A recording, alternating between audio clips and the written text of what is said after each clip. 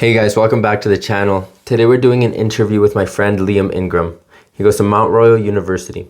This interview is basically just a long form discussion about his life story and how he encountered Christ. I pray that God touches your hearts with his story and that you receive what you need to receive from it. If you like it, please leave a like and subscribe down below. I hope you guys enjoy the video. My name is Liam Ingram. I'm from, Langdon. Where's Calgary. Langdon? It's like 30 minutes outside of Calgary. Oh, okay. That's where I grew up. I was born in Calgary, but I grew up in Langdon. So, I got those rural roots. True, country boy. Yeah, exactly. My ex didn't think so, but alas. What am I doing? I'm doing BCIS right now, and I'm running a business right now. What's the business for? It's painting. Painting, nice. Painting company. And you said is that just in Calgary or is that? Yeah, that's just in like Tuscany, stuff like that. So it's just a small area, but. And what do you do exactly within the company? Well, I do some marketing, and I hire and train employees, and I manage schedules, and I do estimates, and I manage client relations, and I do taxes, and I send T-forms and stuff like that. Dang. Purchase supplies, everything like that. So you're just full-on owner. Yeah, I do everything. Amazing. And is it like a good job? Do you actually enjoy doing it? I'm doing it for a second year, so yeah. The pay is crap. It's like minimum wage, but I'm working 80 hours a week, so it builds up pretty quickly. And that with school, it's Well, not right now. insane. Right now I'm working like 12 or something, but like during the summer. Yeah. So you make, even though it's minimum wage, you're kind of making bank. Decent enough. I'll be able to afford the down payment on a home by the end of the year. That's crazy. And you're how old? 19. Crazy. And I'm 22. Okay, so you said you grew up in Calgary or grew up in Langdon? I grew up in Langdon. I spent a lot. Well, actually, I grew up in both. I spent half my time with my grandparents and half the time with my mom. Okay. And so, what kind of school did you go to? I went to I went to a few different schools. I started at a Spanish school, Spanish immersion school. I did. Yeah, I don't know much Spanish, but I started there for like 3 years. What do you remember from it? I don't know how that was orange. That's good knowledge. I met a few good friends there. I've only stayed in contact with one of them, but one friend that I stayed in contact with the last time I saw them at school was grade 2. It was pretty good. Yeah, that's pretty good. Grandparents kind of forced us together, so we made it work. He's Muslim. Those are the best friendships, honestly. Yeah. Muslim friendships, I agree. And then I went to an art school all the way up till grade 11. I switched schools because I wanted 15 more minutes in the morning to play video games. I really wanted to beat the Vulture boss in my video game. What video game? Spider-Man. Spider-Man. Yeah. What was that on, like PS2? Xbox 360. Oh, Xbox. Ew, Xbox boy. I'm a PlayStation guy. I was just Xbox back then because that's what my dad bought. But when I started getting my consoles, I went with PlayStation. Don't you worry. That's right. But yeah, the 10 minutes I had in the morning just wasn't enough to make it through the whole boss fight. I didn't have any time after school, so I needed like an extra 15 minutes. That's crazy. So I switched my entire life around for that. And I stayed at that school till grade 11, and then I started my philosophies and my way of thinking about the world started changing around that time. Those were in COVID and such, which is a big catalyst for me. And then I ended up at Bishop Carroll, and then I ended up here, and then bada boom, bada boom. So you said some of your world perspectives started to change. What were those perspectives? Well, what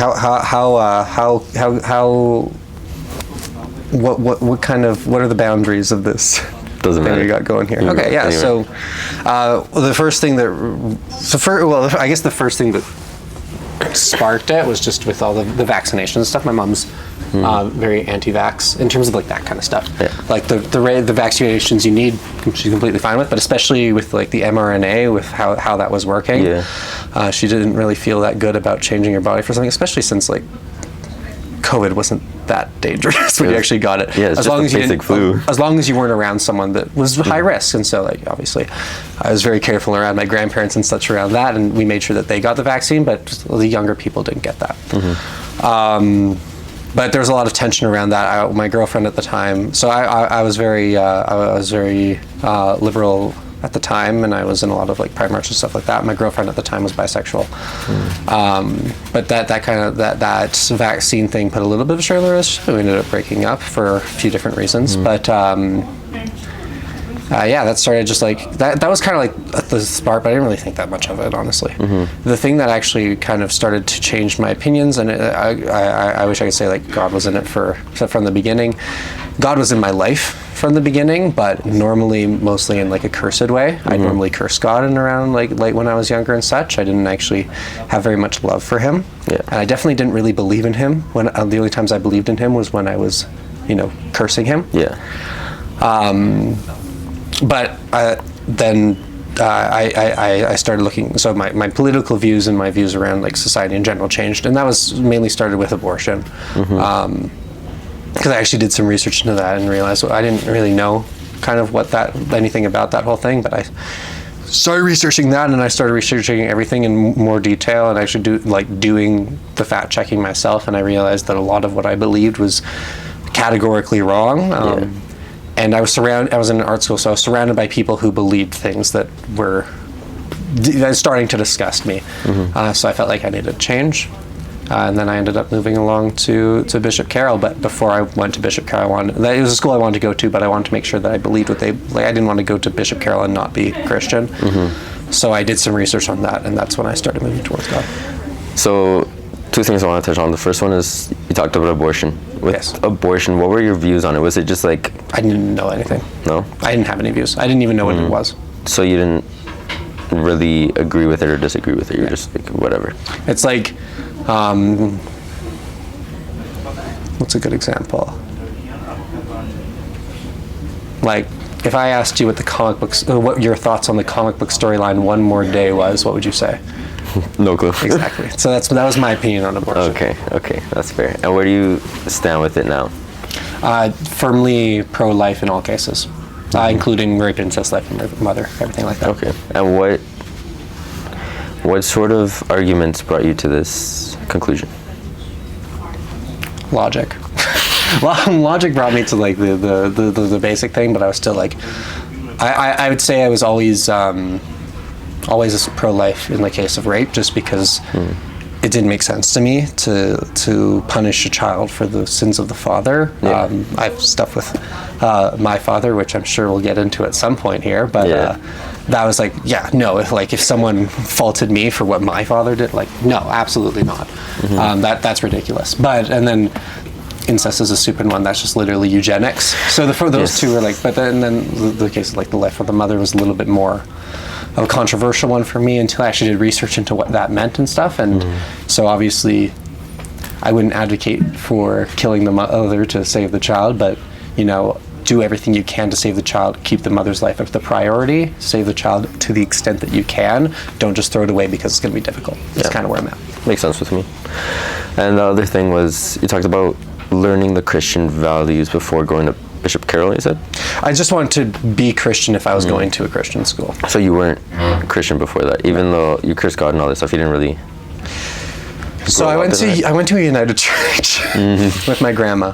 I guess like I always had a feeling of God.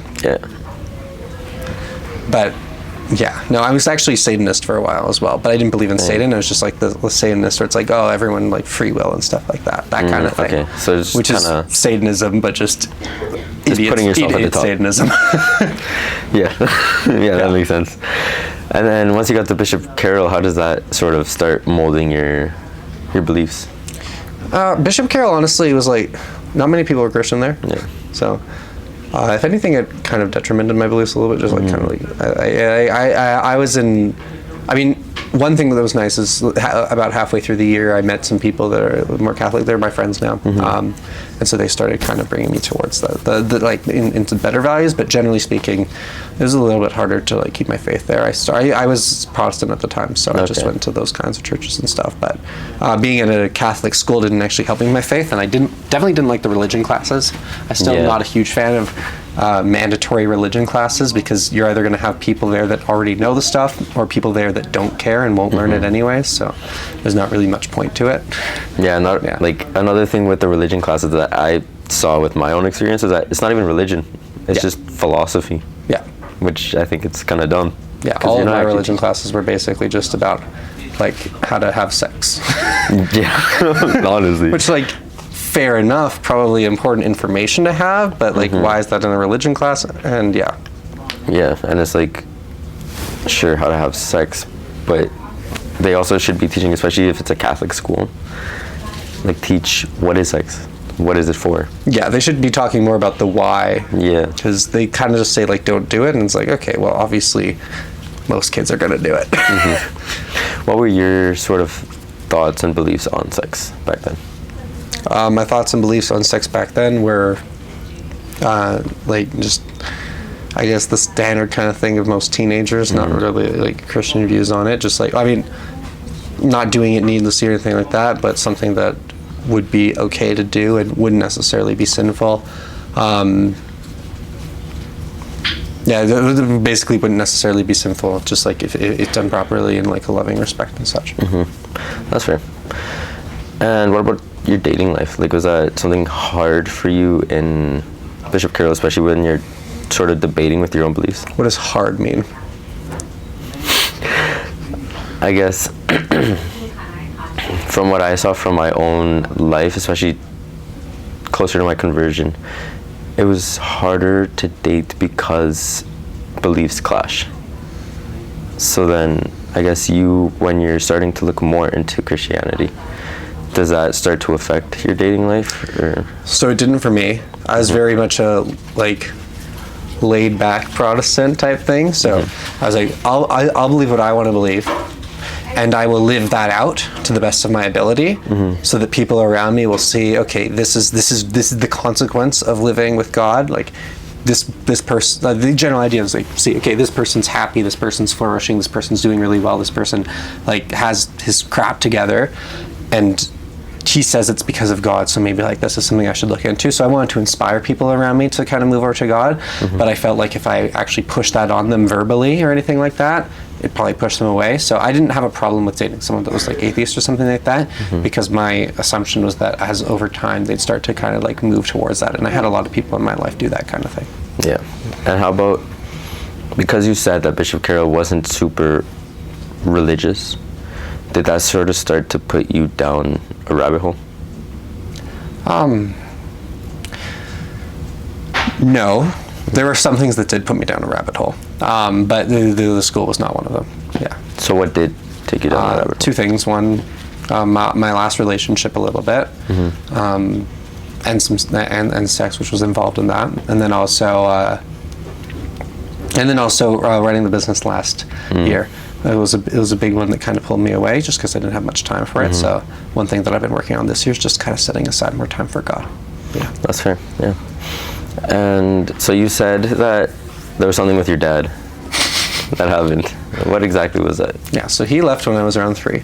The standard like milk story. No, not the milk story. But I woke up one morning and he'd left, and I asked my mom where he was, and he said he just went out to grab something, and he was gone. He's gone for a few years, and so that's why I was spending time with my grandparents and my mom, because like he was an alcoholic, big time alcoholic. I don't know. My mom's kept me pretty protected from it, all things considered. So I don't actually know if he was like into any other drugs. I think he was, but I'm not positive. But he had a hard time with my mom's divorce, or I guess their divorce. Yeah. Very, very destructive after that.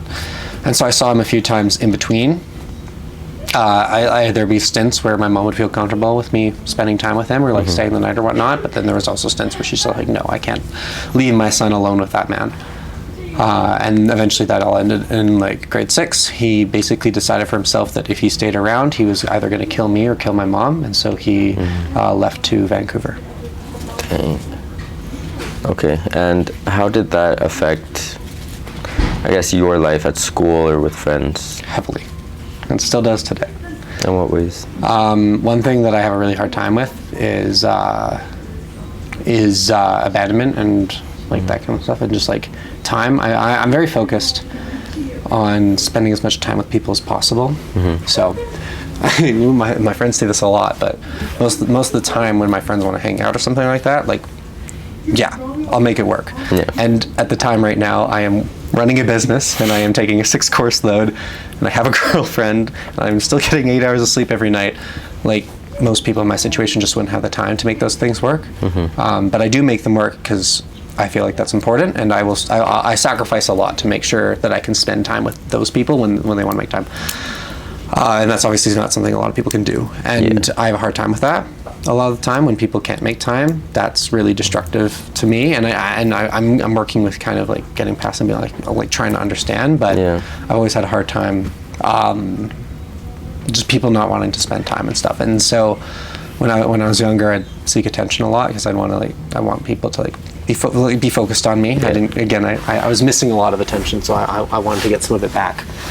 But over time, that kind of became disappointing. There's a lot of examples of just like people really poorly handling that situation, and my emotions just weren't ready for that at the time. So over time, I started closing myself off, and it's gotten to the point where a lot of time, even now, when I do recognize it and I try to work around it and I try to be better and try to be more outspoken stuff, but I'll want to spend time with someone, but I won't ask, and they won't like initiate anything, and it just causes resentment in me, and it builds up resentment. That's one of the big problems that happened in my last relationship.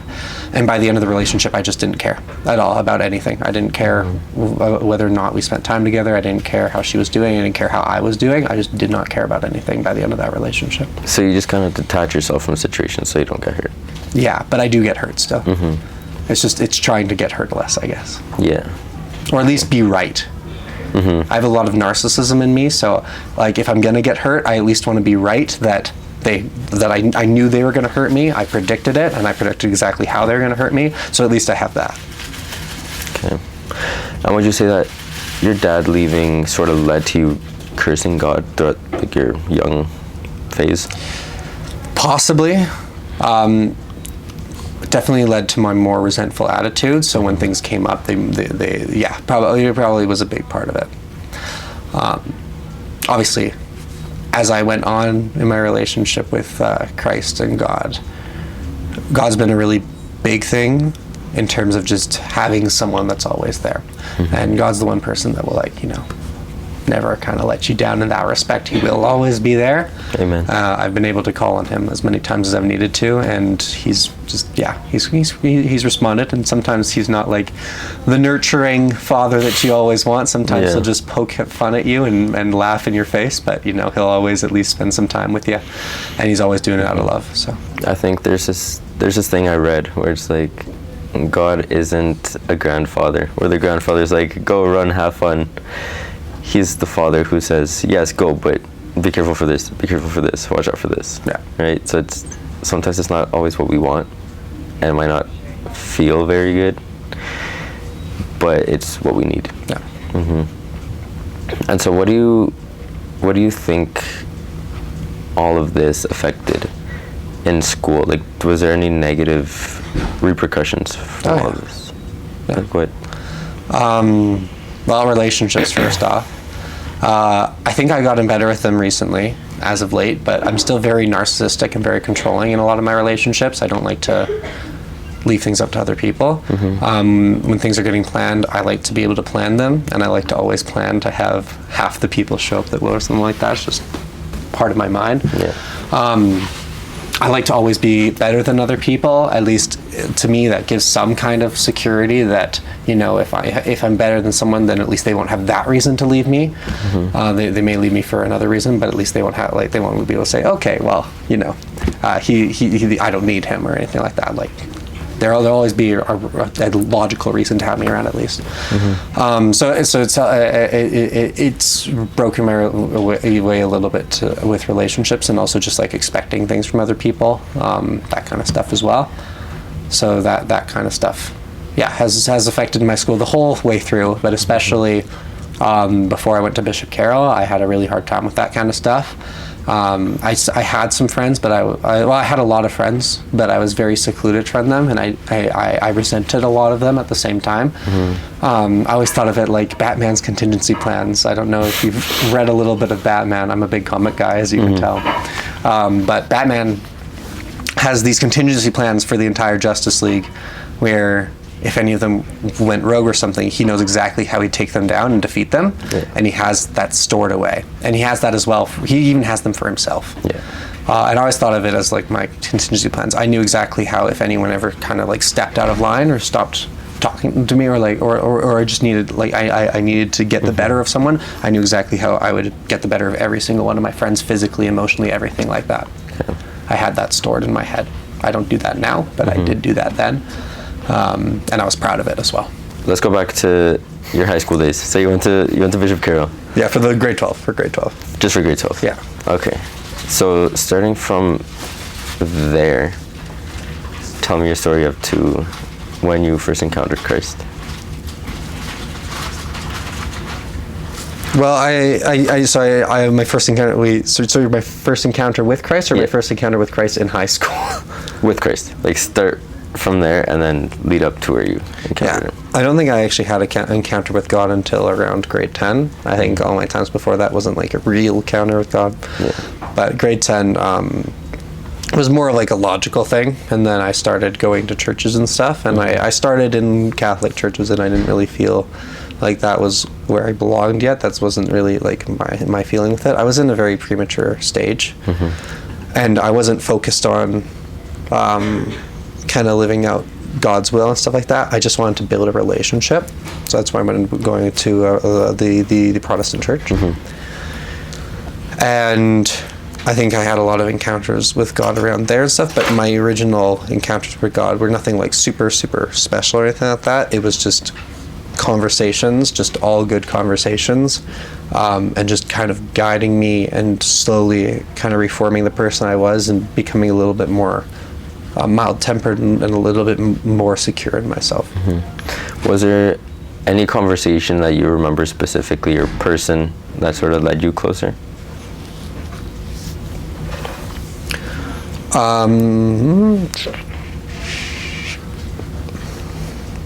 Well, I mean, there's a, like there.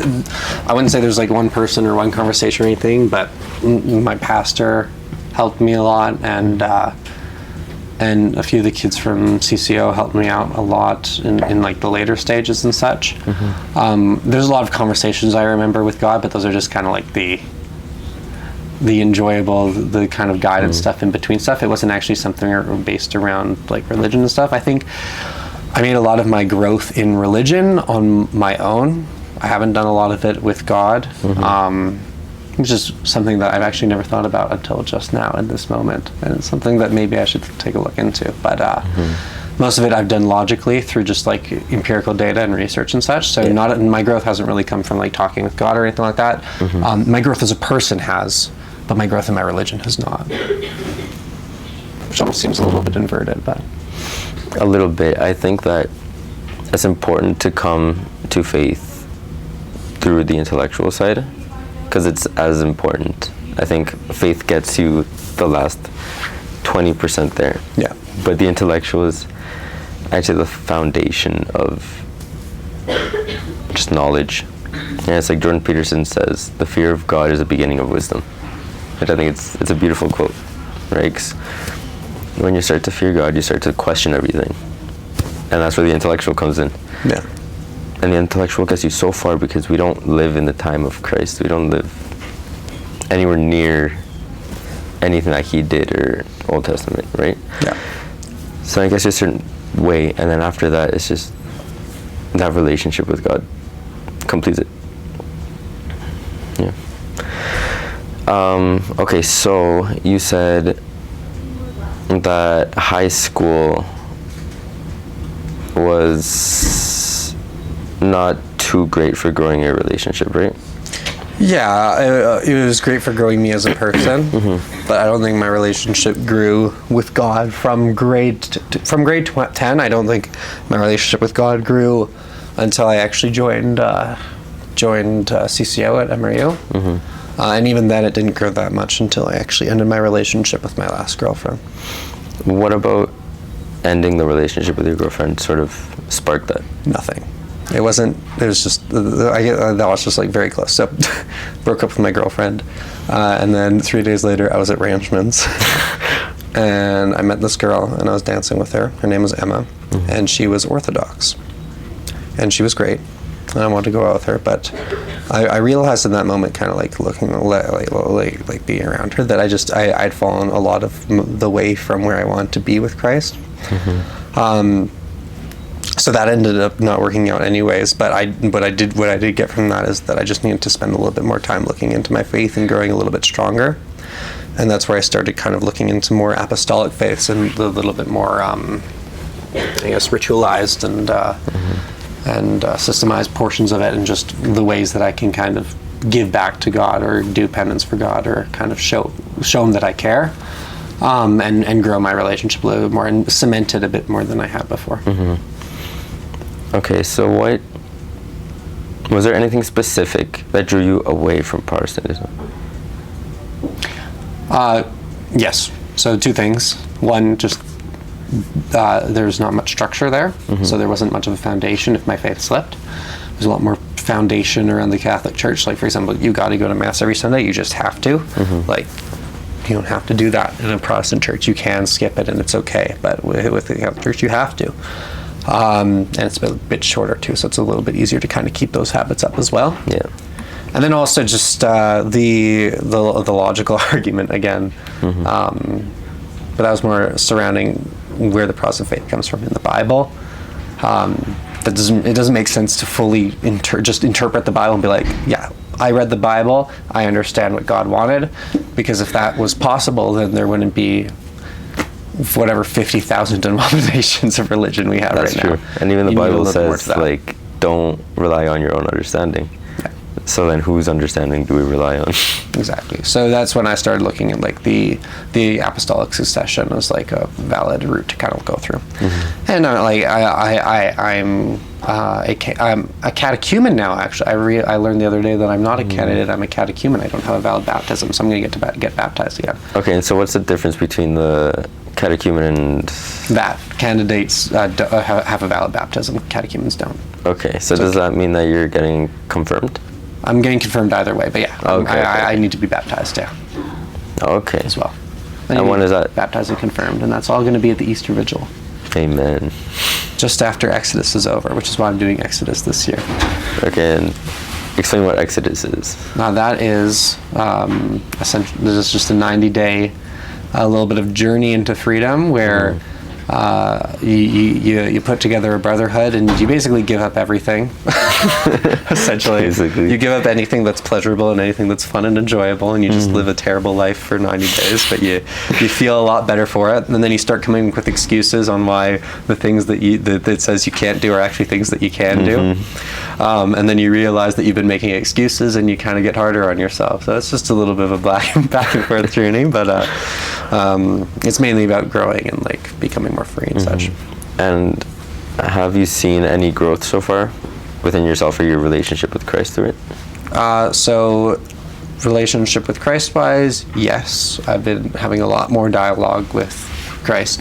I think he's been ever present in my life, which is just something that I didn't really understand before. Yeah.